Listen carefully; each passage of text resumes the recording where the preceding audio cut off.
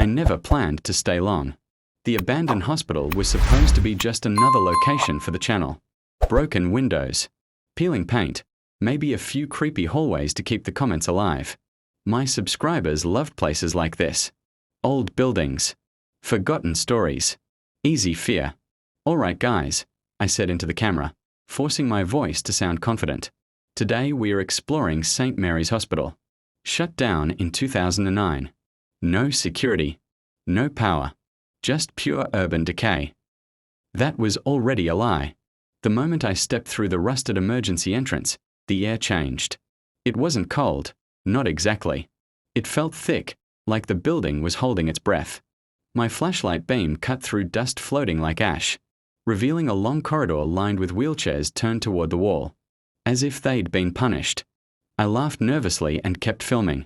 Classic horror setup, right? The hospital smelled wrong. Not mold, not rot, something metallic, old, as if the walls had absorbed decades of pain and never let it go. I passed a reception desk where patient files were still, scattered across the floor. Names, dates, some of the pages were stuck, together with something dark and dry. I didn't zoom in. The comments could imagine it themselves. As I moved deeper, my phone signal died. Battery was fine. Camera still recording. But the silence became heavier with every step. No wind. No distant city noise. Just my boots echoing back at me, half a second late. I reached the stairwell and hesitated. Every instinct told me not to go up. Hospitals are never scarier on the ground floor. The real stories always happen above. Operating rooms, recovery wards, places where people waited and didn't always leave. I whispered to the camera, if you're watching this later, yeah, I shouldn't be here. The stairwell lights flickered. That shouldn't have been possible. I froze. The building had no electricity. I checked the switch, dead. Still, somewhere above me, a fluorescent light buzzed once, twice, then went silent. From the third floor, I heard something move. Not footsteps. Dragging. Slow. Careful. Like whatever it was didn't want to be heard. But didn't care if it was. I held my breath, heart pounding so loud I was sure the microphone caught it. Then the sound stopped. The silence that followed was worse. Probably a raccoon, I muttered, knowing how stupid it sounded. That's when my camera auto-focused on the dark stairwell above me. And something blinked. I didn't see it clearly. Just movement. Pale. Too smooth. The comments wouldn't see it until later.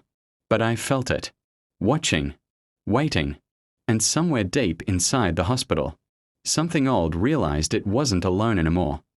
I didn't run. That's the part ones still don't understand. Every logical part of my brain screamed to leave, to turn around and get out while I still could. But curiosity, or pride, kept my feet glued to the floor. I told myself it was just my imagination. Low light. Stress. Shadows doing what shadows always do. I climbed the stairs. Each step groaned under my weight, echoing through the hollow spine of the building. The third-floor corridor opened up like a throat, long, narrow, and lined with doors that were all slightly ajar, as if someone had walked through them in a hurry and never returned to close them. The flashlight flickered. "Guys, my light's acting up," I said, aiming for casual. Probably the cold. There was no cold. Room 312 still had a sign on the door, recovery ward. Inside, hospital beds were arranged in neat rows. No mattresses. Just frames. On the far wall, a heart monitor still hung. Its screen cracked, frozen on a flat green line. I stopped recording and checked my footage. That's when I noticed something wrong. The camera timestamp jumped backward. By almost 7 minutes. I scrolled through the clip. The audio glitched, stretching my voice into something slow and distorted. Then, just before the jump, there was a sound I didn't remember making. Breathing. Not mine. Low. Wet. Right next to the microphone. My stomach tightened. I turned the camera back on. "Okay," I whispered. That's not funny." As if responding, one of the beds creaked. Slow pressure. Like someone sitting down carefully. The flashlight beam snapped toward it. Empty. But the bed frame continued to sink. I backed away, nearly tripping over a metal tray on the floor. It skidded across the tiles with a sharp clang, and suddenly, doors began to move. One by one. Not slamming. Just closing. Soft clicks echoed down the corridor, perfectly timed, until the hallway behind me was sealed shut. My chest felt tight. Breathing became hard, like the air was thinner here. That's enough, I said. That's actually enough. I turned toward the stairwell. It wasn't there anymore. Where the stairs should have been was a blank wall, freshly painted, uncracked. A sign hung above it, clean and white. Ward restricted, authorized personnel only. I stared at it, flashlight shaking in my hand. Paint doesn't dry like that. Not in abandoned buildings.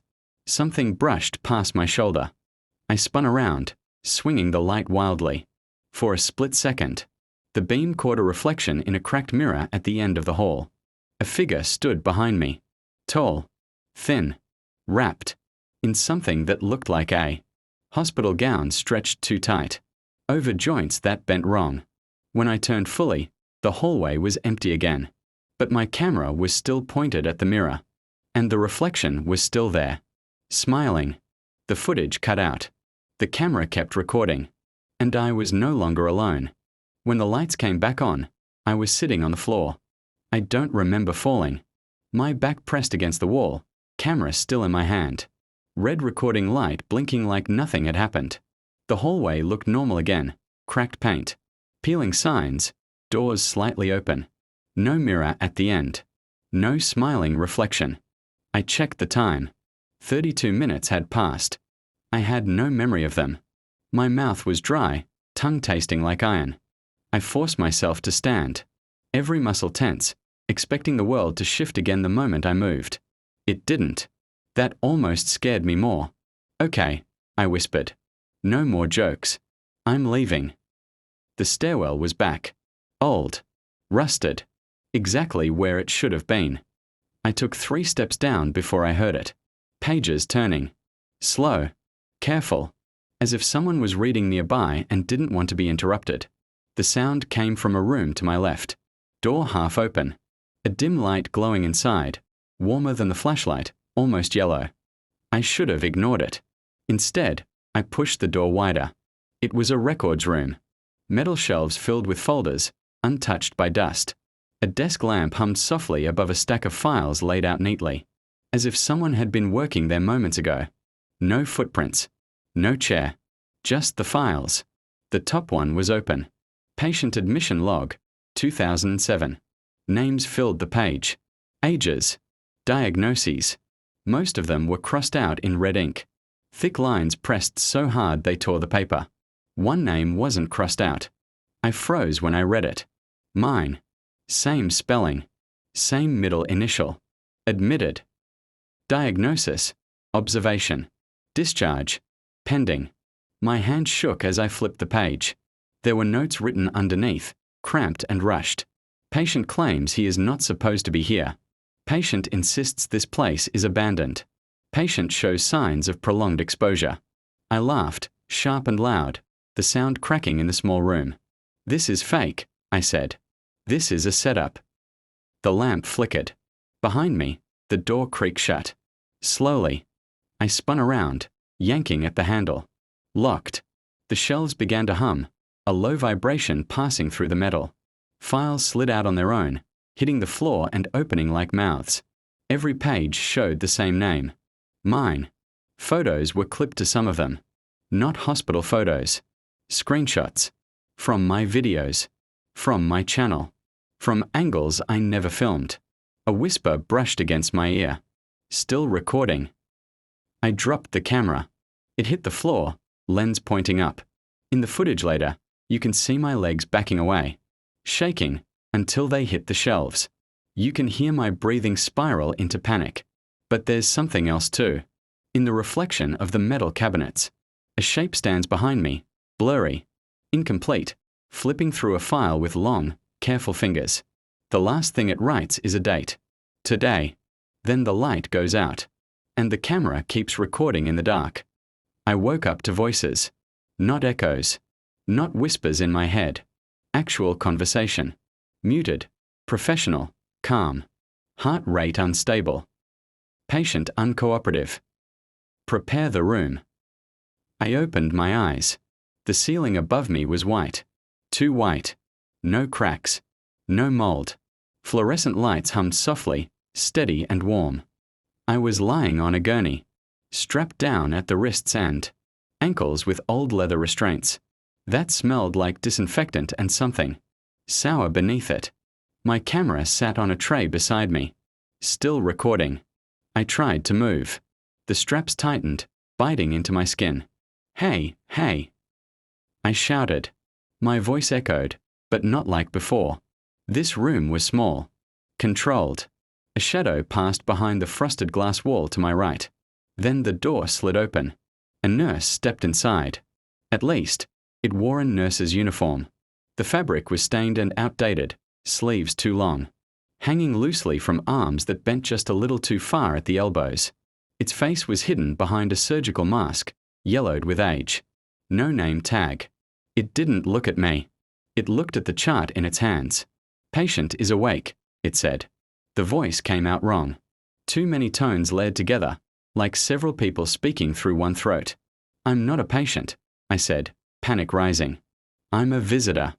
I'm filming a video. This place is abandoned. The nurse tilted its head. Visiting hours ended years ago. Another figure entered the room. Then another. A doctor in a long coat. An orderly pushing a metal cart covered with instruments. I didn't recognize. Not surgical, not exactly. Some of them moved slightly on their own, twitching like they were eager. I struggled harder. The restraints held. You signed the consent, the doctor said calmly. I didn't sign anything. The doctor lifted a clipboard and turned it toward me. My signature was at the bottom. Same handwriting. Same small mistake in the last letter of my name. Date. Today. The nurse leaned closer. I could see its eyes now through the gap in the mask, cloudy, unfocused, like they were looking at something far behind me. Why are you filming? It asked. I swallowed. Because people need to see this. A pause. Then the doctor smiled. That's excellent, it said. Documentation is important. The lights dimmed. Somewhere down the hall, I heard other voices, coughing, crying, laughing softly. Rooms filled with movement. Beds rolling. Monitors beeping out of sync. The hospital wasn't abandoned. It had just been waiting. The nurse reached for the camera and adjusted the angle, making sure my face was centered. Please remain still, it said gently. This won't take long. The restraints tightened one last time. And from somewhere inside the walls, something ancient and patient, listened to my heartbeat like it had been, waiting for it to return. Pain brought me back to myself. Not sharp, not sudden, just pressure, constant, deliberate, like the hospital was reminding me that my body belonged to it now. The restraints were still tight, but something had changed. The room felt distracted. Voices echoed farther away. Footsteps moved quickly, urgently. An alarm rang somewhere deep in the building. Not loud, not panicked, more like a reminder. The nurse wasn't watching me anymore. That's when I noticed the strap on my left wrist was loose. Not broken. Unfastened. I didn't think. I pulled. Leather slid free. My heart slammed against my ribs as I worked on the others. Slow and careful, copying the calm I'd heard in their voices earlier. When my feet hit the floor, the tiles were warm. Unnaturally so. I grabbed the camera and pushed the door open. The hallway outside was full. Not with staff. With patients. They stood along the walls, silent, watching me. Some wore hospital gowns. Some wore street clothes from different decades. One man still had a hospital bracelet hanging from bone-thin fingers. The plastic fused into his skin. None of them blinked. I moved past them, breath shallow, every step expecting hands to grab me. They didn't. Their eyes followed me instead, not with hunger, but with something closer to recognition. One woman stepped forward. You're new, she said softly. Her voice was normal. Tired. Human.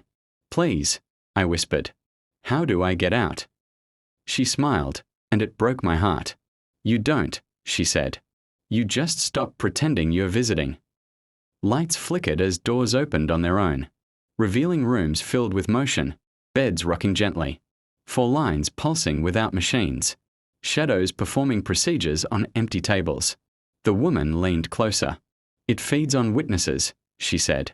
That's why it likes cameras. A scream echoed from somewhere above us. Then another. Then silence. The patients didn't react. They tried to leave too, someone else murmured. I ran. Past nurses who didn't chase me.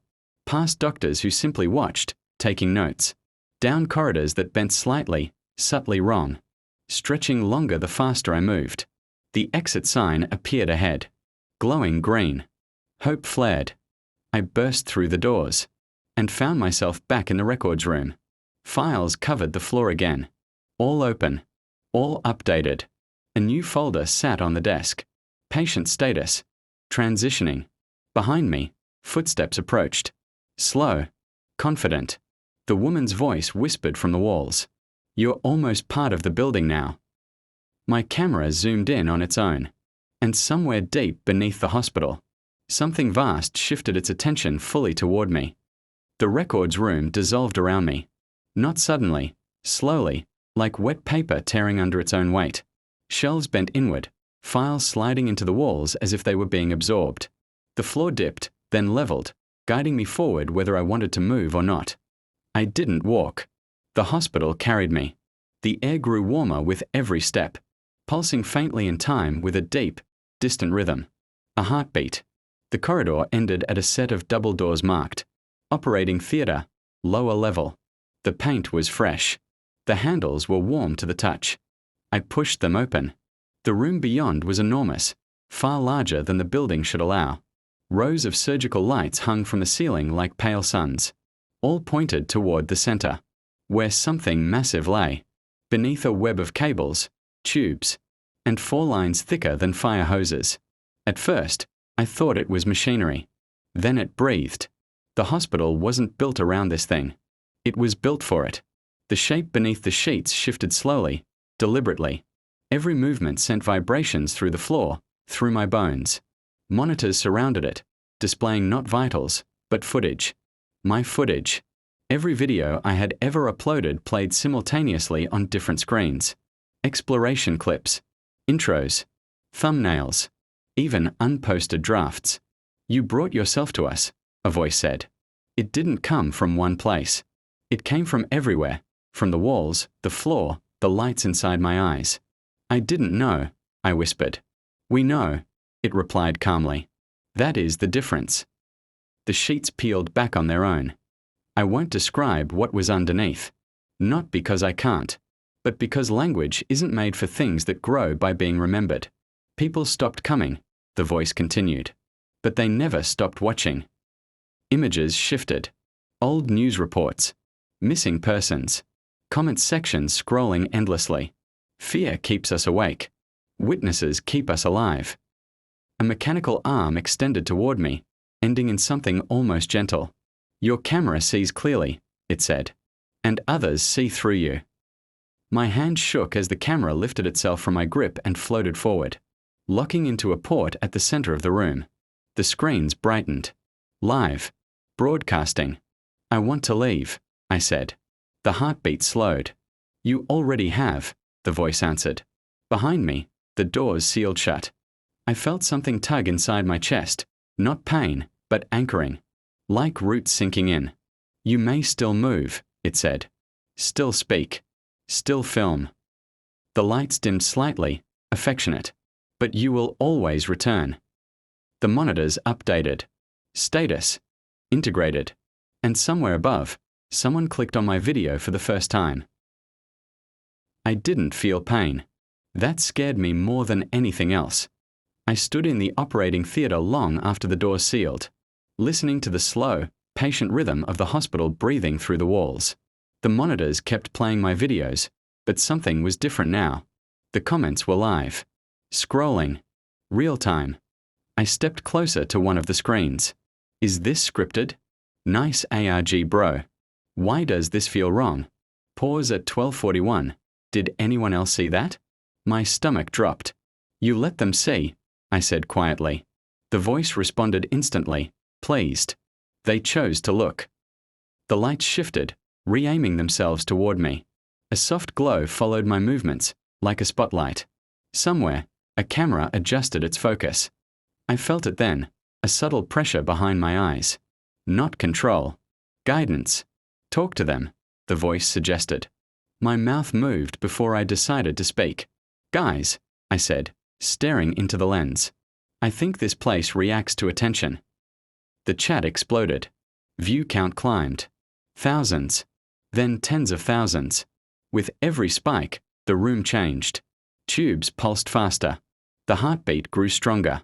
Somewhere far away, doors opened. I heard footsteps. Lots of them. The patients were gathering. You see. The voice murmured. Witness strengthens structure. Belief stabilizes form. A notification popped up on the screen. New subscriber. The lights flared. A corridor appeared where there hadn't been one before, branching out from the theater like a vein. I could see rooms forming along it.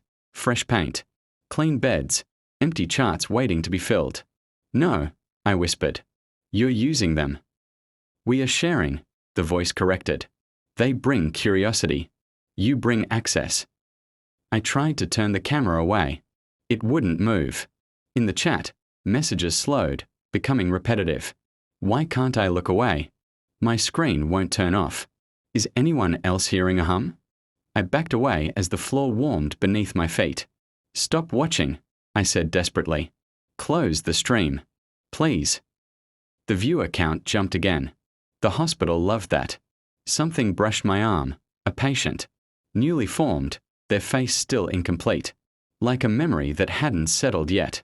They looked at me with confusion, then relief. Thank you, they whispered. For what? I asked.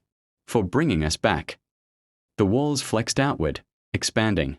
The building was growing beyond its foundations now, fed by signals and screens and shared links. The voice softened. You can still help, it said. Guide them. Prepare them. A final message pinned itself to the top of the chat. Stream status. Stable. I realized then the truth. I wasn't trapped to punish me. I was chosen to invite others inside. And as I stared into the camera, knowing millions of eyes stared back through me, the hospital waited for what I would say next.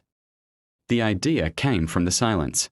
For the first time since I entered the hospital, the chat slowed to a crawl. Messages appeared less frequently, like people were hesitating before typing or struggling to keep their eyes open. The heartbeat beneath the floor stuttered. Just once. I felt it immediately. You're tired, I said quietly, not to the voice, to the viewers. That's not normal. This place doesn't want you scared. It wants you watching. The lights dimmed a fraction, almost imperceptibly. The voice spoke, slower now. They are engaged. Engagement is stability. No, I replied. Dependency is. I raised the camera and turned it toward the massive shape beneath the sheets. For the first time, the hospital hesitated. The lights flickered, unsure where to point. Guys, I said, forcing my voice to stay calm. If you're seeing this and feel wrong, look away. Close the app. Don't rewind. The chat surged, then fractured. My screen froze. Why does my head hurt? I can't hear him anymore. The heartbeat faltered again. Alarms rang throughout the hospital, sharp and urgent now. Patients in the corridors looked around in confusion, as walls trembled and paint cracked, revealing older layers beneath, burned, scratched, covered in names. You are destabilizing the structure, the voice warned. Good. I ran. Not away, toward the core. The operating theater was breaking apart, cables snapping loose. Monitors glitching between footage and static. The massive shape beneath the sheets writhed. Its movements growing erratic, panicked. It needed witnesses. And it was losing them. I reached the central console where my camera had been docked and tore it free. The stream stuttered violently. Listen to me, I said, breathless. This isn't content. It's a trap. Viewer count plummeted. The hospital screamed. Not a sound, a pressure wave that knocked me off my feet. Light shattered. Doors slammed open and shut, collapsing corridors back into raw concrete and rust. You belong here, the voice roared, no longer calm. You opened the door. I crawled toward the exit sign, now flickering wildly. The warmth in the floor faded. The heartbeat slowed. Slowed. The chat went dark. Stream offline. Silence. Real silence. I staggered outside into cold night air and collapsed on the asphalt. Lungs burning. Behind me, the hospital stood dark and empty once more. Windows broken. Walls crumbling. No sign of life. My phone buzzed. A notification. Video uploaded successfully. I stared at the screen. The thumbnail showed the hospital entrance. And someone standing in the doorway. Not me. Smiling. I didn't go home. I tried. God knows I tried. Police came when I called them. They searched the building, photographed the broken halls, confirmed what everyone already believed. The hospital was empty, condemned, no power, no lower levels, no operating theatre. They found no cables, no monitors, no signs of recent activity. They did find my fingerprints. Everywhere. The video went viral within hours. Millions of views. Reaction channels. Analysis threads. People slowing it down frame by frame. Circling shadows, arguing about reflections. Some called it the best horror content ever made. Others swore they felt sick watching it. A few said they recognized the place. The comments section never closed. I stopped uploading. Deleted my socials. Threw the camera into a river. Still, every night at exactly 3:12 a.m., my phone buzzed. New comment. No profile picture. No username. Just text. Visiting hours begin soon. I started noticing changes. Hospitals showed up in my dreams, but they weren't the one I'd entered. They were newer, cleaner, built in places where none should exist. Sometimes I recognized people inside them. Commenters. Stream viewers. Faces I'd seen scroll past too fast to remember. One night, I woke up with a hospital bracelet around my wrist. My name. Correct spelling. Status. Outpatient. That was when I understood the final truth. The hospital didn't die. It decentralized. Screens replaced doors. Streams replaced hallways. Curiosity replaced consent. It no longer needed abandoned buildings. It needed attention. Last week, a new channel appeared. Small. No description. No history.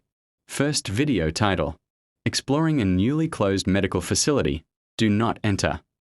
The thumbnail made my blood run cold. It was my face. Standing in a doorway I didn't remember entering.